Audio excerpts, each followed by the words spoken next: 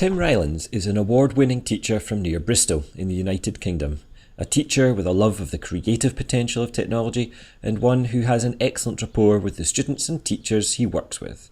He's best known for his inspiring use of video games such as Myst and now iPad games as a medium for improving attainment and giving children the opportunity to express their creativity. I asked him how senior education leaders might begin to explore games-based learning with their colleagues. An area I was keen to explore is the apparent tension between project-based, student-led learning through video games and covering the curriculum. Isn't it? If a curriculum is a content-led one rather than a skills, outcomes, tasks, challenges, then of course there is a huge amount of, and in any curriculum there's a huge amount of content that needs to be covered. I don't think games are the answer to everything.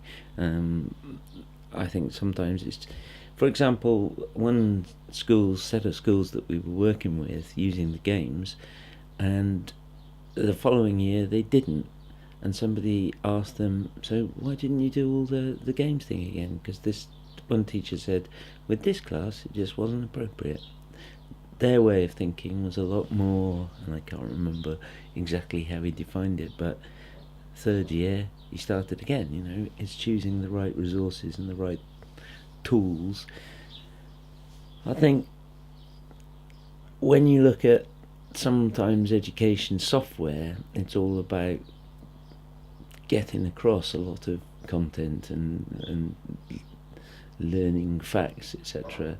I think the power of games and some of the collaborative Web 2 things are that they are just the stimulus for discussion, and I think often when you get games that are edutainment,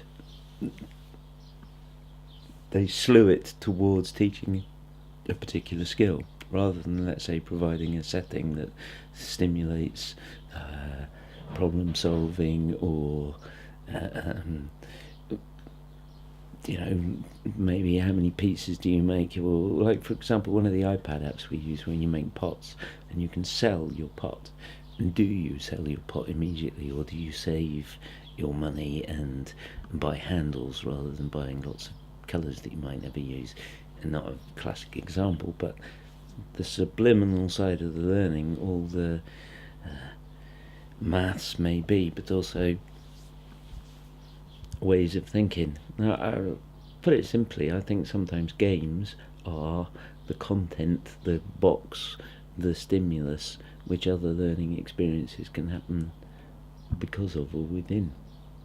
I got the most ridiculous amount of worldwide press for the impact that the things that we were doing had on our SATs scores. To be frank, the less emphasis we placed on tests, the higher our scores got. And what we do is spend time working with schools on different ways to motivate, to inspire, to engage their children in the whole learning process, to become writers, to become thinkers.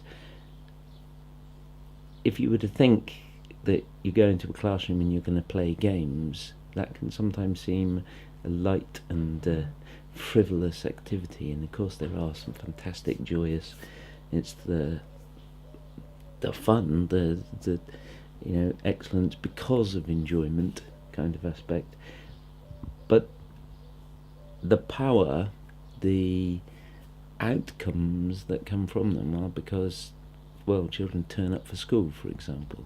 I used to work in the third highest social deprivation area in the southwest of England, and I had to find ways to get them to get out of bed and get into school in the morning.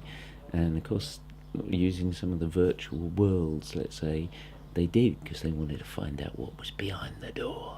And I think we need to think about the word immersive and engaging and all those aspects. Really, that's what teaching should be like all the time, isn't it? It's having an affinity with the children you work with. Look, you actually got here, you got shoes on, well done.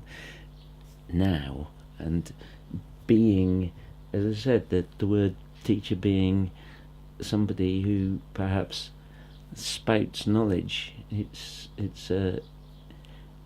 necessary from time to time, but very little time. The other aspect of working alongside to discover perhaps some things that we weren't expecting as well.